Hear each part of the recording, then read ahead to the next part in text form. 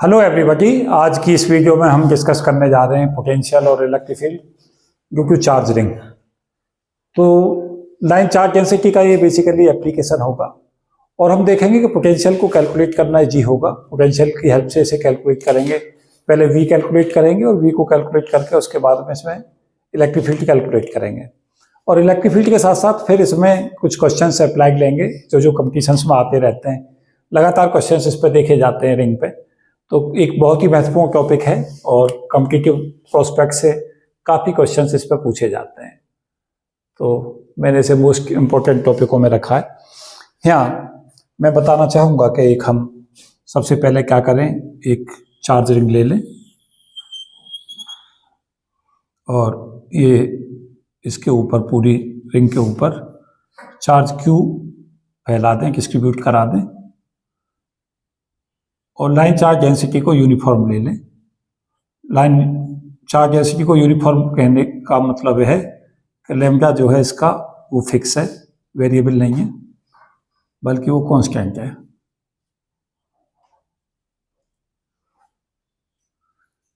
Charge Q इस पर distribute किया गया है और लेंथ इसकी एल ले लें, ये रेडियस आर का ले लें।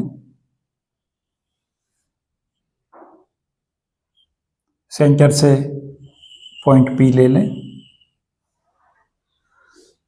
और इसको डिस्टेंस एक्स पे रख दें, पॉइंट पी को। यहाँ पे पॉइंट पी के ऊपर एक चार्ज भी ले सकते हैं, क्यू नॉट। जब हम क्वेश्चन लेंगे आगे अप्लाइड में, जब डिस्कस करेंगे इस चीज़ को, क्यू नॉट को लेने का क्या प्रभाव होगा। उसके बाद इस पॉइंट को, पॉइंट पी को, इस छोटे से सेगमेंट को ले लें हैं और इसका चार्ज डी क्यू ले लें। ये जो डिस्टेंस हो जाएगी वो हमारी होगी under root R square plus X square. Linear charge density की जहां तक बात है, इसमें अगर हम लीनियर चार्ज डेंसिटी कैलकुलेट करें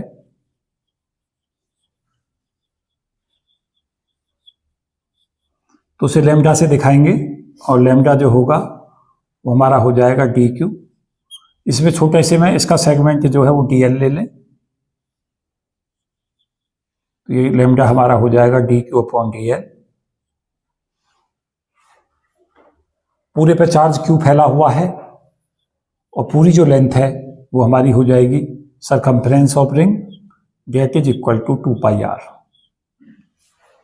तो लैम्डा की value D Q upon D L is equal to Q upon 2 pi are.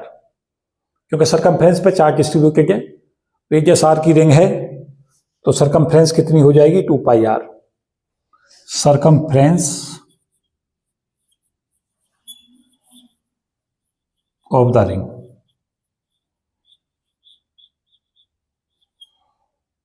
वो हमारी हो जाएगी एल, लेंथ पूरी, that is equal to 2 pi R. What is are? Are is the radius of ring. तो सबसे पहले क्या करें, छोटे से सेगमेंट के कारण पोटेंशियल कैलकुलेट कर ले हैं डीवी। तो डीवी जो हमारा होगा छोटे से सेगमेंट के कारण वो हो जाएगा 1/4 pi epsilon naught D Q upon R. क्योंकि यहां से यहां तक डिस्टेंस हमने आर ली है। वी कैलकुलेट करने के लिए इसे इंटीग्रेट कर दें तो वी की वैल्यू आ जाएगी 1/4 पाई एप्सिलॉन नॉट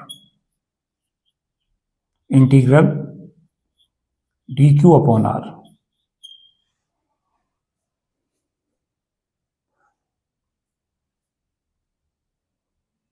ये डी क्यू आर का फंक्शन नहीं है, बदलाव चार्ज में हो रहा है। तो डी क्यू जब आर का फंक्शन नहीं होगा तो इसको इंटीग्रल से हम बाहर ला सकते हैं।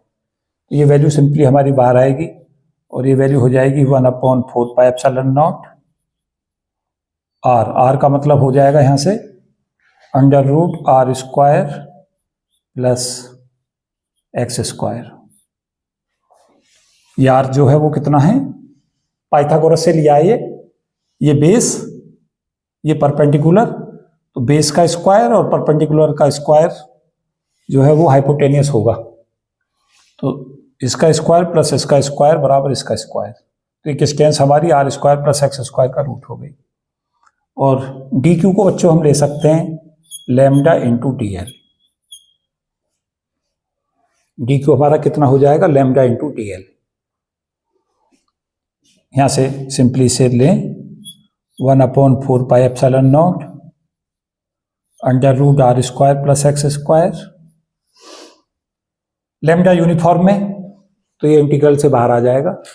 और लैम्डा की वैल्यू कितनी है बच्चों, Q/2 पाई आर, ये कांस्टेंट है, इसको इंटीग्रल से बाहर ले आए और इंटीग्रल हो जाएगा dl, क्योंकि लैम्डा कांस्टेंट था, यूनिफॉर्म था, कांस्टेंट था, तो इंटीग्रल से बाहर आ गया। और dl का इंटीग्रल हमारा पूरा 2 पाई आर आ जाएगा। ये value v = 1/4 pi epsilon naught under root R square plus X square, और ये वैल्यू आ जाएगी Q/2 पाई आर, और dl को 2 पाई आर लेंगे तो ये कैंसिल आउट हो जाएगा। तो आंसर हमारा v आ जाएगा। यहाँ v है डिस्टेंस x, ये वैल्यू आ जाएगी 1/4 pi epsilon naught Q/√ R square plus X square. This is the expression of potential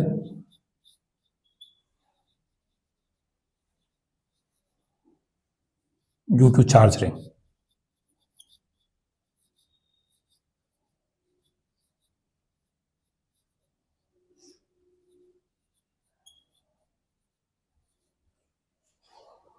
तो पोटेंशियल का फॉर्मूला हमने सिंपली कैलकुलेट कर लिया, और वो वैल्यू कितनी आ गई, 1/4 pi epsilon naught Q/√ R square plus X square.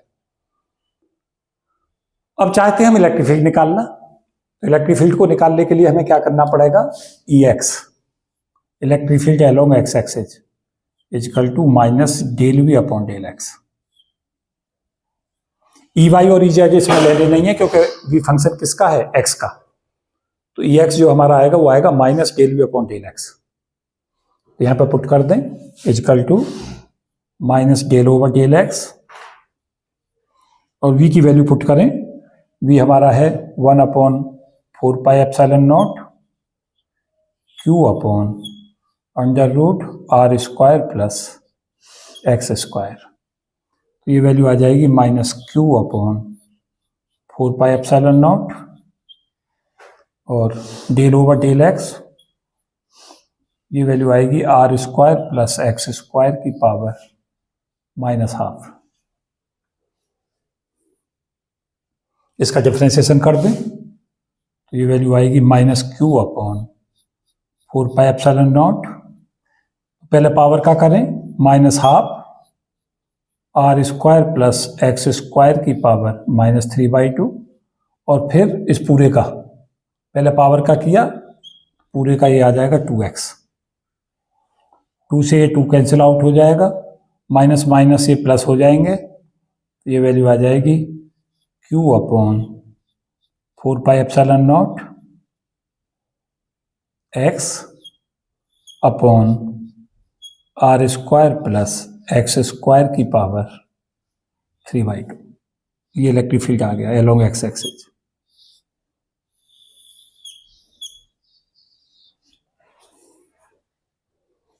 तो this is the expression of electric field due to charge ring.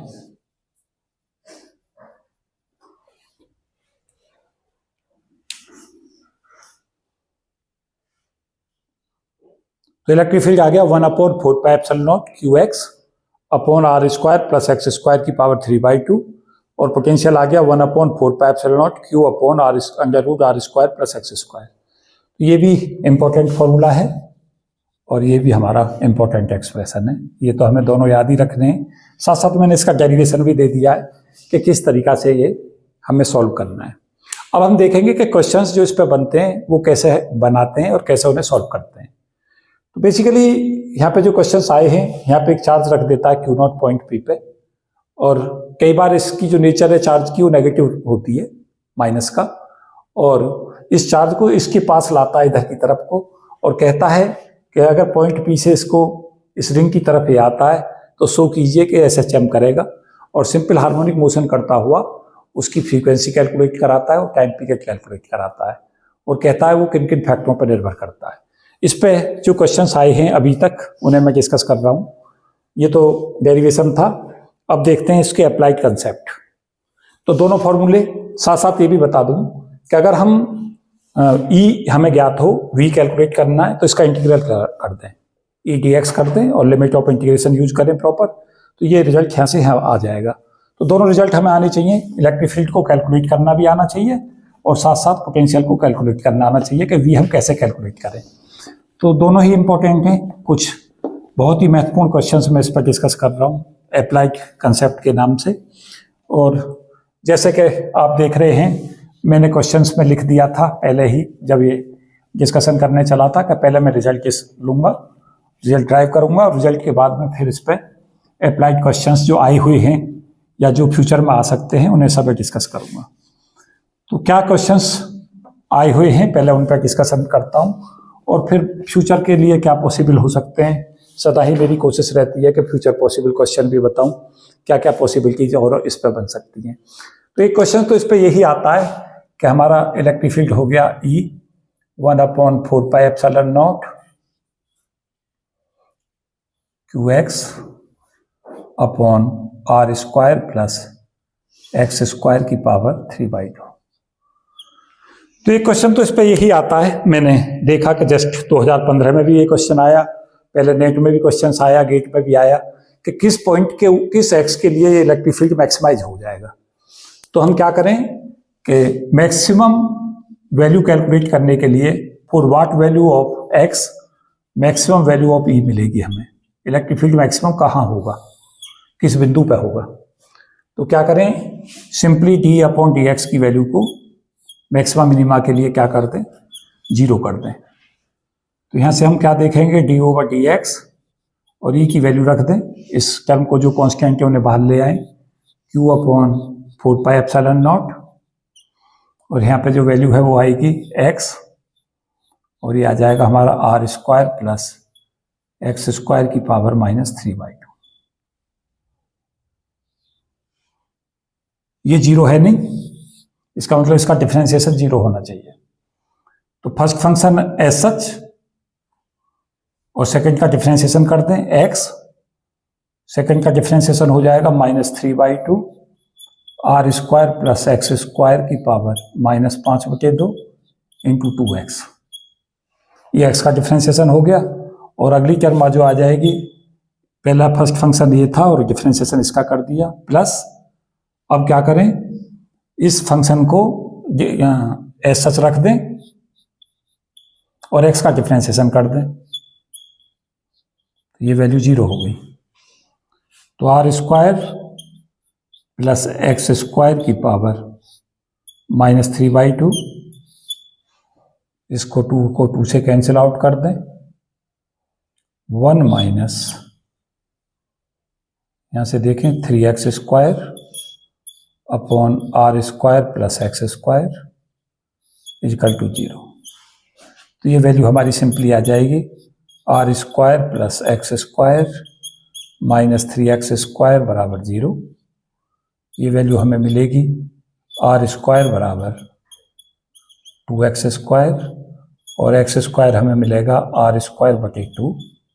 तो x की वैल्यू यहाँ से हमें ऑब्टेन हो जाएगी प्लस माइनस R/√2। इस पे इलेक्ट्रिक फील्ड की वैल्यू मैक्सिमम होगी प्लस माइनस R/√2 पे। जस्ट 2015 में क्वेश्चन पूछा भी जा चुका है ऑलरेडी, और कई बार कंपटीशंस में पूछा गया है। पूछता है कि इलेक्ट्रिक फील्ड किस डिस्टेंस पे जाकर मैक्सिमाइज होगा। मैक्सिमम वैल्यू पूछता है कि मैक्सिमम वैल्यू बताइए कैलकुलेट करके। तो मैक्सिमम वैल्यू कैलकुलेट कैसे करेंगे, x ले लें और जो ये फॉर्मूला था E का उसमें ये वैल्यू पुट कर दें।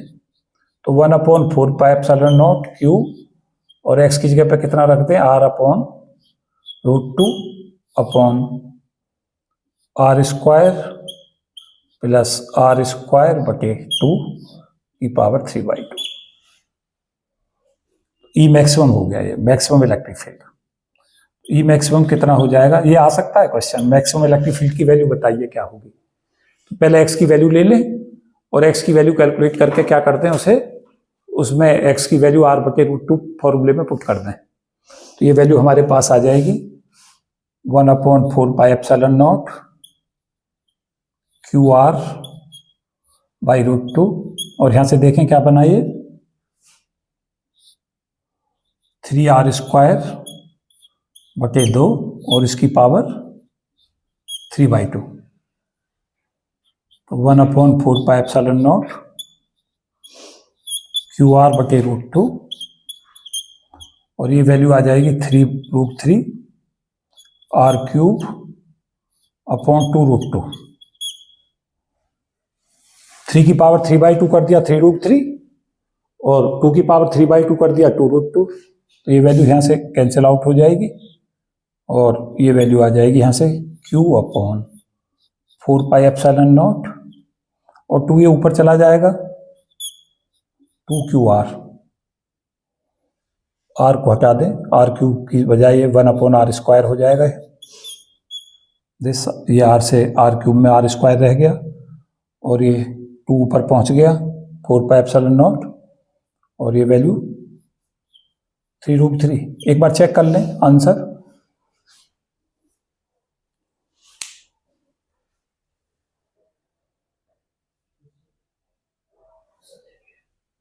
तो ये मैक्सिमम आ गया, ये 2Q/4πε0 3√3 इंटू 1/r²।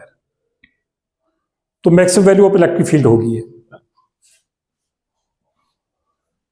एक एप्लीकेशंस तो आपने कर लिया, इसमें दो चीजें कवर हो गई। एक, x की किस वैल्यू के लिए इलेक्ट्रिक फील्ड मैक्सिमम होगा, तो आंसर ये मार्क करेंगे, ये भी मोस्ट इंपॉर्टेंट है। और x की इस वैल्यू के ऊपर इलेक्ट्रिक फील्ड मैक्सिमम कितना होगा, तो मैक्सिमम इलेक्ट्रिक फील्ड की वैल्यू ये होगी। तो एक क्वेश्चन ये कंप्लीट हुआ, 2 क्वेश्चन बल्कि इसके पार्ट हो गए। और जो क्वेश्चन हैं वो भी देखें क्या क्या इस पर पूछे जाते हैं। ये तो काफी पूछा जाता है, जो मैं भी डिस्कस कर रहा हूँ, कंप्यूटर की दुनिया में पूछा जाता है। और एक इसमें पूछता है कि सेंटर पे इलेक्ट्रिक फील्ड क्या होगा रिंग के, electric field at centre of the ring. तो सेकंड एप्लीकेशन ई एक्स सेंटर।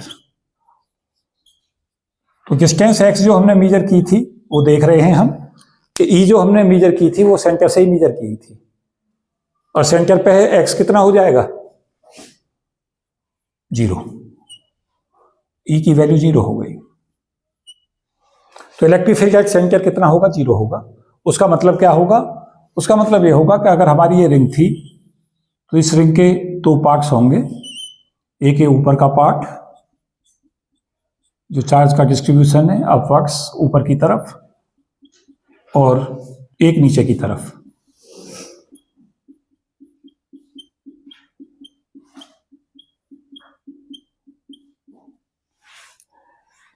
तो यहां पे ई 0 होने का कारण क्या रहा, क्यों 0 हुआ, कि जो चार्ज यहां पे होगा ऊपर चार्ज होगा तो उसके जस्ट अपोजिट भी चार्ज होगा। इधर से इलेक्ट्रिक फील्ड इधर की तरफ आएगा, तो इधर से इधर की तरफ इलेक्ट्रिक फील्ड जाएगा। ये आपस में एक दूसरे को कैंसिल करते रहेंगे। फिर इधर वाले सिरे से यहाँ इलेक्ट्रिक फील्ड आएगा, ऐसा आएगा, तो यहाँ से इलेक्ट्रिक फील्ड इधर की तरफ से भी जाएगा। ये आपस में एक दूसरे को क्या करते जाएंगे, कैंसिल आउट करते जाएंगे। तो ऊपर के चार्ज को न्यूट्रलाइज करने को जो इलेक्ट्रिक फील्ड नीचे की तरफ आएगा, उतना ही इलेक्ट्रिक फील्ड इधर जो पॉजिटिव चार्ज है उसके कारण ऊपर की तरफ जाएगा, और नेट ई क्या हो जाएगा, यहाँ 0 हो जाएगा। तो ई 0 रहता है कहाँ पे, सेंटर पे। कारण क्या है कि इलेक्ट्रिक फील्ड जो होते हैं वो एक दूसरे को क्या कर देते हैं, न्यूट्रलाइज कर देते हैं। अब ऊपर की तरफ और नीचे की तरफ जो इलेक्ट्रिक फील्ड है वो एक दूसरे को कैंसिल आउट कर देंगे, जिससे इलेक्ट्रिक फील्ड की वैल्यू 0 आ जाएगी सेंटर पर। तो क्वेश्चन नंबर 2, ये आपको पता होना चाहिए कि इलेक्ट्रिक फील्ड की वैल्यू सेंटर पे क्या होती है। फिर हमारे लिए इंपॉर्टेंट है कि हम एक चार्ज रख दें -Q0 और कहता है बताएं फोर्स कितना लगेगा। तो फोर्स जो लगेगा माइनस क्यू नॉट, अगर पॉइंट पी पे रख दिया, मैंने डायग्राम में दिखा रखा है, पीछे जाए माइनस क्यू नॉट इंटू ई जो है फोर्स लगेगा। फोर्स की वैल्यू कितनी हो जाएगी? Minus Q naught into E. तो यहां से हम क्या ले लेंगे? Equal to minus Q naught, और ई की वैल्यू रख दें Q X upon 4 pi epsilon naught, और ये वैल्यू आर क्यूब हो जाएगी। कब? जब हमारा एक्स जो है वो बहुत छोटा होगा आर के मुकाबले। क्यों? क्योंकि इस एक्स को इग्नोर कर देंगे आर स्क्वायर के मुकाबले। एक्स छोटा है तो एक्स स्क्वायर और भी छोटा होगा, और आर स्क्वायर ज़्यादा बड़ा है तो आर स्क्वायर की पावर 3/2 रह जाएगा, वो आर क्यूब बन जाएगा यहाँ। तो ये जो इक्वेशन है वो एसएचएम की इक्वेशन है, क्योंकि एसएचएम में जो फोर्स होता है वो डिस्प्लेसमेंट के डायरेक्टली प्रोपोर्शनल होता है। हुक्स लॉ कहते हैं इसे, कि जो रेस्टोरिंग फोर्स है वो डिस्प्लेसमेंट के डायरेक्टली प्रोपोर्शनल होता है। तो हुक्स लॉ के हिसाब से एफ जो है वो प्रोपोर्शनल किसके होगा? एक्स के। तो यहाँ से एफ बराबर माइनस के एक्स ले लेंगे, और जब हम इसकी कंपेरिजन करेंगे एफ बराबर माइनस के एक्स से, तो यहाँ से के की वैल्यू निकल जाएगी। फोर्स कांस्टेंट के क्या हो जाएगा? Q naught Q upon 4 pi epsilon naught into R cube. Omega square कैसे निकालेंगे? फ्रीक्वेंसी का स्क्वायर होता है बच्चों के अपॉन एम। जो पार्टिकल है उसका मास एम ले लें, तो ये वैल्यू हमारी सिंपली आ जाएगी Q naught Q upon 4 pi epsilon naught M R cube. तो यहां से ओमेगा निकल जाएगा, अंडर रूट लगा दें हैं, और यहाँ पे पावर कितनी कर दें बच्चों? हाफ। और टाइम पीरियड कैसे निकालेंगे? T equal to 2 pi upon omega. Time period कितना निकल जाएगा?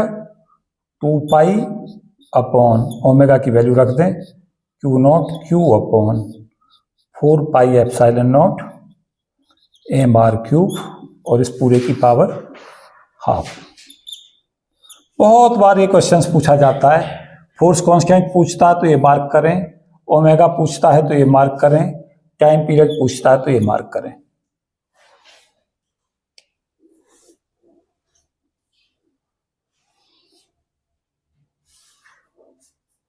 तो यहाँ टाइम पीरियड किस पर निर्भर कर रहा है? हम देख रहे हैं टाइम पीरियड जो निर्भर कर रहा है दोनों चार्जों के प्रोडक्ट पर निर्भर कर रहा है, मास पे कर रहा है, और रेडियस पर निर्भर कर रहा है। तो क्वेश्चन में पूछता है कि टाइम पीरियड बताएं किन किन चीजों पर निर्भर कर रहा है। तो time period is depending upon M की power half, it is also depend upon R की power 3/2, it is also depends upon 1 upon Q naught Q की पावर हाफ। डिपेंडेंसी जनरली पूछी जाती है। तो क्या देख रहे हैं यहाँ पे? सिंपल हार्मोनिक मोशन का केस बन रहा है। कब? अगर हम एक रिंग के पास एक नेगेटिव चार्ज रख दें और वो जो चार्ज रखा है वो बहुत ज्यादा दूरी पे ना हो, तो वहां से क्या होगा? फ्रीक्वेंसी ऑफ ऑसिलेशंस कैलकुलेट होगी, वहां से हमारा टाइम पीरियड कैलकुलेट होगा। और एन पूछता है नंबर ऑफ ऑसिलेशन, वो कितना करेगा? तो ओमेगा निकाल लें और ओमेगा को 2 पाई एन के इक्वल कर दें। तो ओमेगा हमारा कितना हो जाएगा? Omega equal to 2 pi by T, या हमारा 2 पाई एन, क्योंकि फ्रीक्वेंसी और टाइम पीरियड में रिलेशन होता है, फ्रीक्वेंसी 1/t होती है। तो ये बहुत बार क्वेश्चन स्पेस पे पूछा जाता है, जो मैं कंसेप्ट डिस्कस कर रहा हूँ यहाँ से क्वेश्चन इस पे पूछा जाता है। 3 क्वेश्चन इस पे जनरली मैंने देखे हैं जो पूछे जाने वाले क्वेश्चन है। एक सेंटर पे इलेक्ट्रिक फील्ड 0 होता है, एक x बराबर ±r/√2 पे इलेक्ट्रिक फील्ड मैक्सिमम होता है। मैक्सिमम इलेक्ट्रिक फील्ड कितना होता है वो भी मैंने कैलकुलेट कराया। और अगर चार्ज -Q0 पॉइंट P पे रख देते हैं और वो सेंटर से कम दूरी पे है तो वो SHM करेगा, उसका टाइम पीरियड, उसकी फ्रीक्वेंसी, उसके ऑसिलेशंस की वैल्यू हम कैसे कैलकुलेट करते हैं। तो इसमें 5-6 चीज़ें मैंने कैलकुलेट कराई हैं, सभी महत्वपूर्ण क्वेश्चन थे जो इसमें मैंने कवर किए। तो ये इलेक्ट्रिक फील्ड और पोटेंशियल ड्यू टू रिंग और इसके अप्लाइड कंसेप्ट थे। तो मुझे उम्मीद है कि ये निश्चित तौर से फिजिक्स को इनरिच करेगा और कंसेप्टों को आपके को लाभ देगा। तो इस वीडियो में इतना ही। Thank you and best wishes for all of you. जय हिंद।